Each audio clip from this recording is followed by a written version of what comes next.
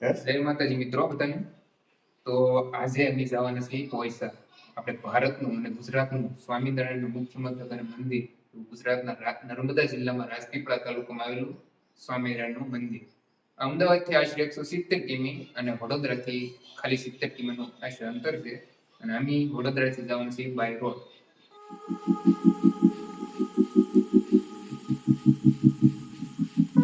તો મિત્રો અમે તો બાય રોડ બાઇક લઈને જવાના છે 70 કિમી, એટલે તમે કદાચ બાઇક લઈને જાવ તો મને સરળતા થશે।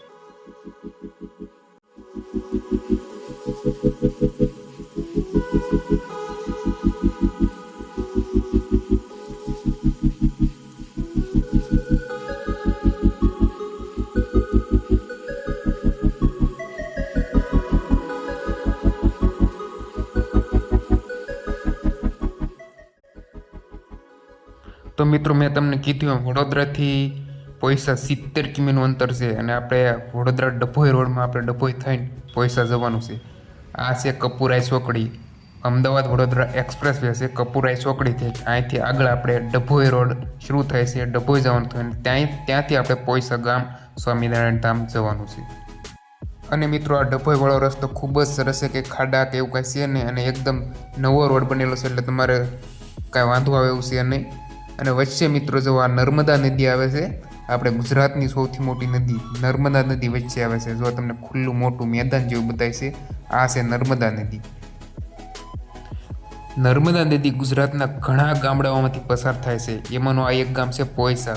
પોઈસા ગામ નર્મદા નદીના કાંઠે આવેલું છે, અને આ પોઈસા ધામ નીલકંઠ ધામ પણ નર્મદા નદીના કાંઠે જ બનાવવામાં આવેલું છે। મિત્રો પોઈસા ધામ નીલકંઠ ધામ ખૂબ જ વિશાળ જગ્યામાં બનાવવામાં આવેલું છે, અને નર્મદા નદીને કાંઠે આવેલું છે। તમારે મંદિર છે, પછી મ્યુઝિયમ છે, એ બધું જોવા માટે એક આખો દિવસની જરૂર પડે, એટલે તમારે એક આખો દિવસ ગણી જ લેવાનો। તો મિત્રો હવે આપણે આવી ગયા છીએ પોઈસા ધામમાં। જો આ વેલકમ ગેટ છે, એન્ટ્રી ગેટ જે મેઇન રોડ ઉપર છે, અને આગળ જતા જે મેઇન ગેટ આવશે નીલકંઠ ધામ પોઈસા। તો થોડુંક જ આગળ જઈશું એટલે મેઇન ગેટ આવશે। જો આ જમણી બાજુ બજાય છે એ નીલકંઠ ધામનો મેઇન ગેટ હશે, એક બાજુ એન્ટ્રી ગેટ અને એક બાજુ એક્ઝિટ ગેટ। તો અહીંથી આપણે એન્ટ્રી લેવાની છે, આ મેઇન ગેટ તમારે ધ્યાન રાખવાનું। આવા મેઇન ગેટ છે નીલકંઠ ધામ પોઈસા। એન્ટર થતાં જ મિત્રો એકદમ તમને કુદરતી અને લીલા લીલા ઝાડવા અને મસ્ત મજાનું વાતાવરણ જોવા મળશે। જુઓ આ છે રસ્તો અંદર જવાનો, જમણી બાજુ તમને જોવા મળશે જે તમને બતાવે છે એ છે ગૌશાળા।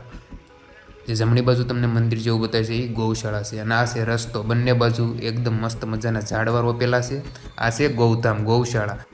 નીલકંઠ ધામનું બોર્ડ આવે છે, હજે તમારે આગળ વધવાનું છે, અને જ્યાં તમે એન્ટર થાવ ત્યાં તમારે પાર્કિંગ ટિકિટ લેવાની છે। આ જગ્યાએથી તમારે પાર્કિંગ ટિકિટ લેવાની છે। ટુ વ્હીલ માટે 10 રૂપિયા અને કાર માટે 50 રૂપિયા ટિકિટ દેવાની હોય છે। તો ફાઇનલી મિત્રો પોઈસા અમે પહોંચી ગયા છે વડોદરાથી, અંદાજે કલાકથી 1.5 કલાકનું પાર્કિંગના પૈસા બચાવ્યા છે। તો મિત્રો આ જગ્યાએ આપણે ટુ વ્હીલ પાર્કિંગ કરવાનું હોય છે, અને સામેની સાઈડ આ બાજુ છે ત્યાં આપણે 4 વ્હીલ અને મોટી મોટી બસો અને મોટા સાધનો માટેનું પાર્કિંગ છે। જેઓ ખૂબ જ વિશાળ જગ્યામાં પાર્કિંગ બનાવવામાં આવ્યું છે, અને આ વિસ્તાર ખૂબ જ વિશાળ જગ્યામાં ફેલાયેલો છે। તો આ જગ્યાએ મિત્રો 4 વ્હીલ માટે અને હેવી વ્હીકલ માટે બસો છે, એના માટે પાર્કિંગ આ જગ્યાએ કરવાનું હોય છે। તો મિત્રો આ એ જગ્યા છે જ્યાં તમને આધ્યાત્મિકતા અને કુદરતી સૌંદર્ય બંનેનો આનંદ મળે, કારણ કે નર્મદા નદીના કાંઠે આ ધામ આવેલું છે, અને આ ખૂબ જ શાંતિ મળે છે। જો તમારે શાંતિ જોતી હોય તો આ ધામની મુલાકાત અવશ્ય લેજો। તો મિત્રો સવારે 11 વાગ્યાથી સાંજના 6 વાગ્યા સુધી તમે સ્વિમિંગ પુલનો અહીંયા આનંદ મેળવી શકો છો ટિકિટ લઈને। જો આ છે વિશાળ જગ્યામાં પથરેલું ધામ, આ પાર્કિંગ છે 4 વ્હીલ માટે અને હેવી વ્હીકલ માટે। તો મિત્રો હવે આપણે તમને હું અંદર લઈ જઈશ સ્વામિનારાયણના દર્શન કરવા માટે અંદર। તો મિત્રો તમને જુઓ આવી રીતે જે મેઇન એન્ટ્રી ગેટ છે, અહીંથી તમારે એન્ટ્રી લેવાની હોય છે। અહીંયાથી તમારે 10 રૂપિયાની એન્ટ્રી ટિકિટ હોય છે પ્રતિ વ્યક્તિ, અને અંદર તમારે આ બધું જોવાનું હોય છે। 108 ગૌમુખ ધારસ્થાન, વિવિધ 31 ભગવત દર્શન, ફુવારા છે। તો હવે આપણે ટિકિટ લેવી, પ્રવેશ સેવા શુલ્ક 10 રૂપિયા છે। આ બારીથી તમારે 10 રૂપિયાની ટિકિટ લેવાની હોય છે, વ્યક્તિ દીઠ 10 રૂપિયાની ટિકિટ, અને પછી તમારે આ ટિકિટ લીધા પછી સિક્યુરિટીને બતાવીને અંદર જવાનું હોય છે। અમે 3 ટિકિટ લઈ લીધી છે, તો હવે આપણે અંદર જઈએ, સિક્યુરિટીની ટિકિટ બતાવીને અંદર, પછી જ તમને એન્ટ્રી મળશે. તો મિત્રો ફાઇનલી હવે આપણે અંદર એન્ટર થઈ ગયા છે અને અહીંયા જોતાં એવું લાગે છે કે આપણે કોઈ ફિલ્મ સિટીમાં આવી ગયા, કોઈ મહેલોનું આમ ફિલ્મ શૂટિંગ થતું હોય ને, જોતાં એવું લાગે છે. મસ્ત મજાની કોતરણી કરેલી છે. જુઓ તમે, બંને સાઈડ હાથી અને ઘણા બધા હાથી જોવા મળે છે, ફુવારા જોવા મળે છે. ખૂબ જ મસ્ત મજાનો નજારો અહીંયા જોવા મળે છે ભાઈ. તો ચલો આપણે હવે અંદર જઈએ.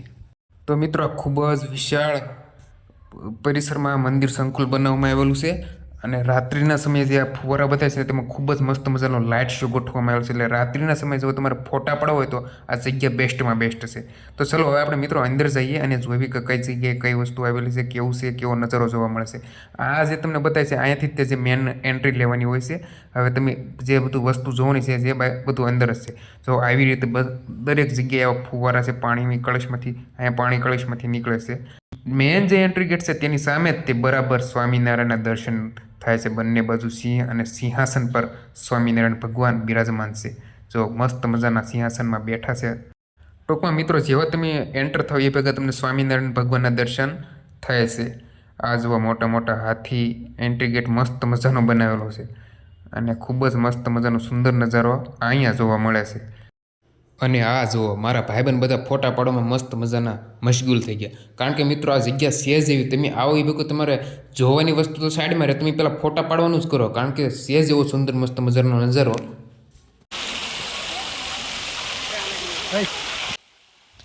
તો મિત્રો અહીંયા શ્રી કૃષ્ણ ભગવાનની પ્રતિમા મૂકેલી છે.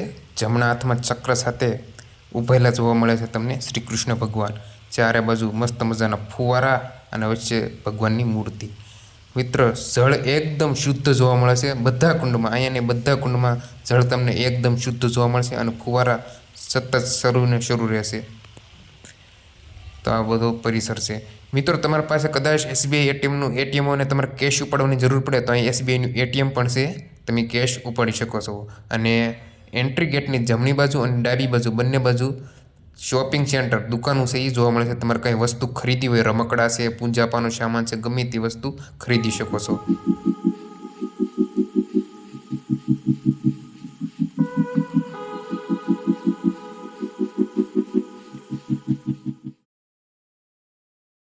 જો અહીંયા તમને કળશ જોવા મળશે, એકદમ ગોલ્ડન કળશ. અને હાથીની સૂંઢમાંથી ચારે તરફ પાણી નીચે કુંડમાં પડે છે. એકદમ મસ્ત મજાનું શુદ્ધ જળ નીચે પડે છે હાથીની સૂંઢમાંથી. તો મિત્રો હવે તમને સ્વામિનારાયણ ભગવાનના દર્શન કરવા માટે મેન મંદિર છે અંદર, ત્યાં તમને લઈ જાઓ. આ જુઓ, સુંદર સુંદર મસ્ત મજાની પ્રતિમાઓ છે એ પરિસરમાં મૂકેલી છે. મસ્ત મજાની પ્રતિમાઓ મૂકેલી છે. જે તમને આ મિત્રો બતાવે છે એ મેન મંદિર છે. સ્વામિનારાયણ ભગવાનની મૂર્તિ ત્યાં છે અને બગીચામાં પણ વિવિધ ભાતની છે એ પ્રતિમાઓ મૂકેલી છે. જો આ જુઓ પ્રતિમાઓ.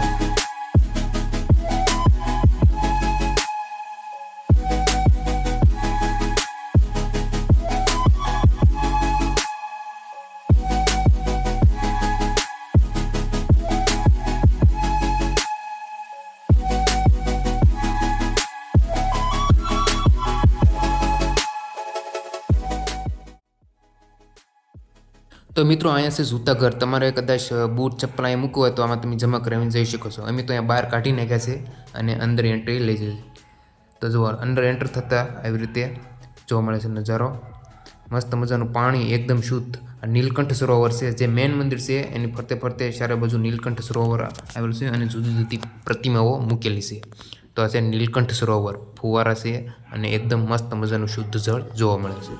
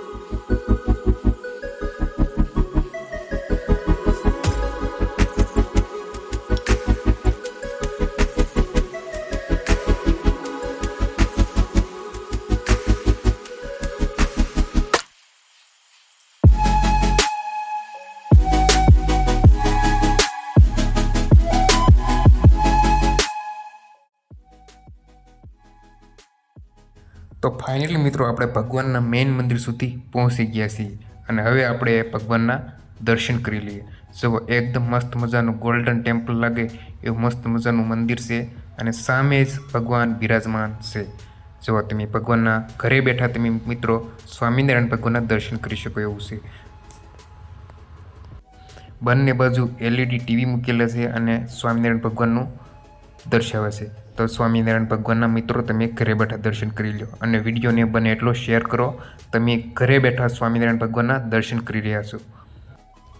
તો મિત્રો મેં તમને આ બતાવ્યું મુખ્ય મંદિર અને મંદિરના પરિસરમાં શું શું આવેલું છે. ગાર્ડન, વન, ફુવારા અને જુદી જુદી પ્રતિમાઓ.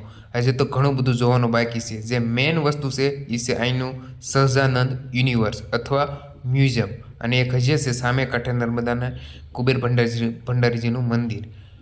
તો આ નર્મદા છે, નર્મદાના સામે કાંઠે કુબેર ભંડારીજીનું મંદિર આવેલું છે અને આ એક કાંઠે સહજાનંદનું નીલકંઠ ધામ.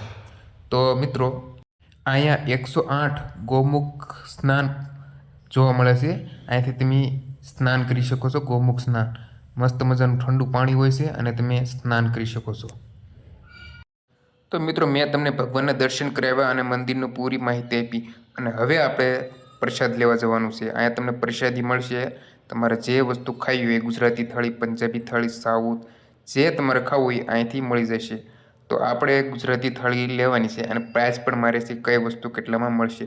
આખું બોર્ડ મારેલું છે, કાઉન્ટર નંબર છે અને આ કાઉન્ટર નંબર પર આ વસ્તુ મળશે તે આખો ચાર્ટ મારેલો છે અને તેની પ્રાઇસ આપેલી છે. આપણે ટિકિટ કાઉન્ટર ઉપર જવાનું છે અને ટિકિટ લેવાની છે અને એ ટિકિટ જ્યાં વસ્તુ મળે છે ત્યાં આપો એટલે તમને વસ્તુ મળી જશે. ટિકિટ લઈને સાઉથ ઇન્ડિયનનું ખાવું હોય તો સાઉથ ઇન્ડિયનના જ્યાં કાઉન્ટર છે ત્યાં વસ્તુ ટિકિટ આપવાની એટલે તમને મળી જશે. જો આ વિશાળ જગ્યા છે તમને જમવા માટેનું. તો 2 ટિકિટ આપણે લઈ લીધી 70-70ની અને આપણે ગુજરાતી થાળી લીધી છે.